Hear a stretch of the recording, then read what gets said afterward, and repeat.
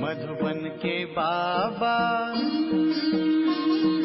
मधुबन के बाबा मुरली वाले, आपका क्या कहना, आपका क्या कहना। ओम शांति। 19 जनवरी 2025 अव्यक्त महावाक्यों का सार सुनेंगे। रिवाइज हुआ है 30/11/2003। मुरली का शीर्षक चारों ही सब्जेक्ट में अनुभव की अथॉरिटी बन समस्या को समाधान स्वरूप में परिवर्तन करो। आज ब्राह्मण संसार का रचता अपने चारों ओर के ब्राह्मण बच्चों को देख रहे हैं। ये ब्राह्मण संसार छोटा सा संसार है, लेकिन अति श्रेष्ठ अति प्यारा संसार है। ये ब्राह्मण संसार सारे विश्व की विशेष आत्माओं का संसार है। हर एक ब्राह्मण कोटों में कोई में भी कोई आत्मा है, क्योंकि अपने बाप को पहचान बाप के वर्षे के अधिकारी बने हैं। जैसे बाप ऊंचे ते ऊंचा है, तो बाप को पहचान बाप का बनने वाली आत्माएं भी विशेष आत्माएं हैं। हर ब्राह्मण आत्मा के जन्मते ही भाग्य विधाता बाप ने मस्तक पर श्रेष्ठ भाग्य की लकीर खींच ली है। ऐसी श्रेष्ठ भाग्यवान आत्मा है। ऐसे भाग्यवान अपने को समझते हो। इतना बड़ा रूहानी नशा अनुभव होता है। हर एक ब्राह्मण के दिल में दिलाराम दिल का दुलार, दिल का प्यार दे रहे हैं। ये परमात्म प्यार सारे कल्प में एक द्वारा और एक समय ही प्राप्त होता है। ये रूहानी नशा सदा हर कर्म में रहता है, क्योंकि आप विश्व को चैलेंज करते हो कि हम कर्मयोगी जीवन वाले विशेष आत्माएं हैं। सिर्फ योग लगाने वाले योगी नहीं, योगी जीवन वाले हो। जीवन सदाकाल की होती है, नेचुरल और निरंतर होती है। 8 घंटे 6 घंटे के योगी जीवन वाले नहीं।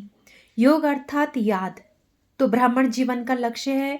जीवन का लक्ष्य स्वतः ही याद रहता है, और जैसा लक्ष्य होता है वैसे लक्षण भी स्वतः ही आते हैं। बाप दादा हर ब्राह्मण आत्मा के मस्तक में चमकता हुआ भाग्य का सितारा देखते हैं। बाप दादा सदा हर बच्चे को श्रेष्ठ सोमानधारी स्वराज्य अधिकारी देखते हैं।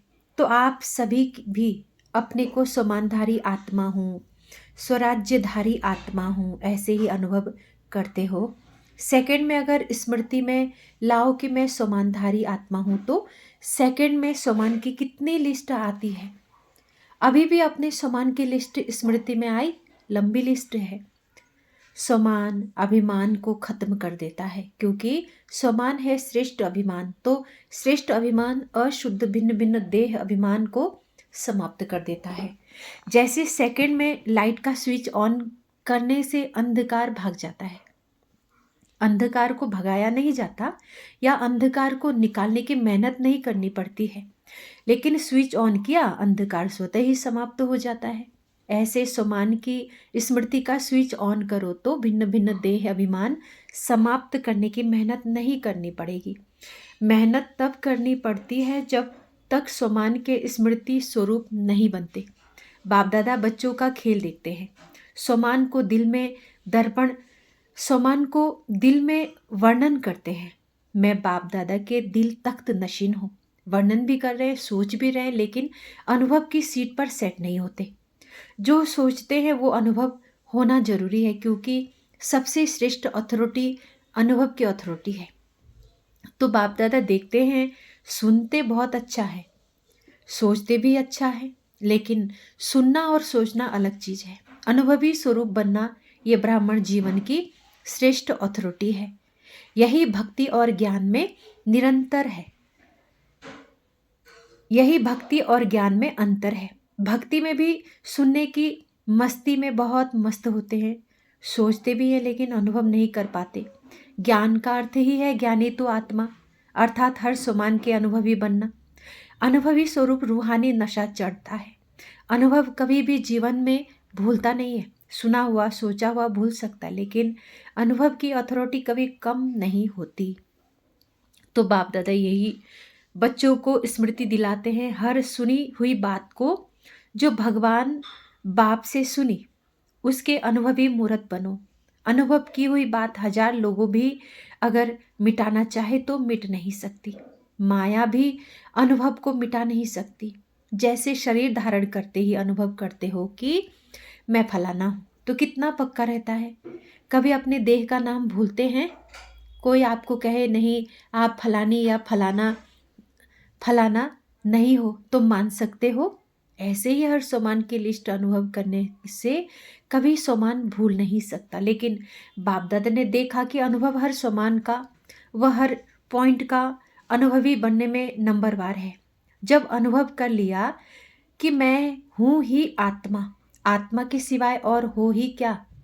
देह को तुम मेरा कहते हो, लेकिन मैं हूँ ही आत्मा। जब हो ही आत्मा तो देहभान कहाँ से आया, क्यों आया? कारण 63 जन्म का अभ्यास। मैं देह हूँ, उल्टा अभ्यास पक्का है। यथार्थ अभ्यास अनुभव में भूल जाता है। बाप दादा बच्चों को जब मेहनत करता देखते हैं तो बच्चों पर प्यार आता है। परमात्म बच्चे और मेहनत, कारण अनुभव मूर्त की कमी।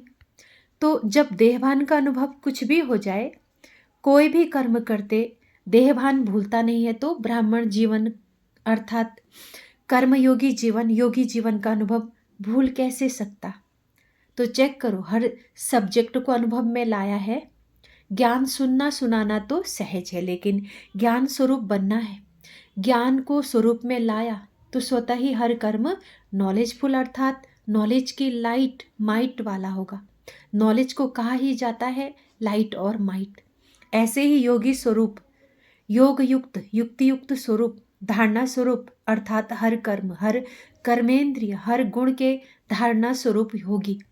सेवा के अनुभवी मूर्त। सेवाधारी का अर्थ ही है निरंतर स्वतः ही सेवाधारी, चाहे मनसा, चाहे वाचा, चाहे कर्मणा, चाहे संबंध संपर्क, हर कर्म में सेवा नेचुरल होती रहे। इसको कहा जाता है 4 ही सब्जेक्ट में अनुभव स्वरूप है।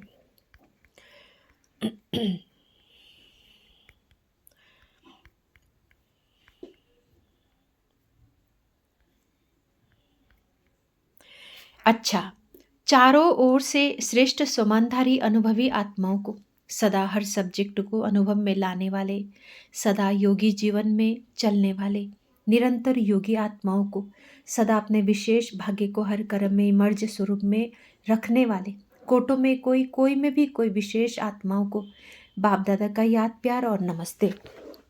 हम रूहानी बच्चों के रूहानी माता पिता बाप दादा का याद प्यार और गुड मॉर्निंग नमस्ते।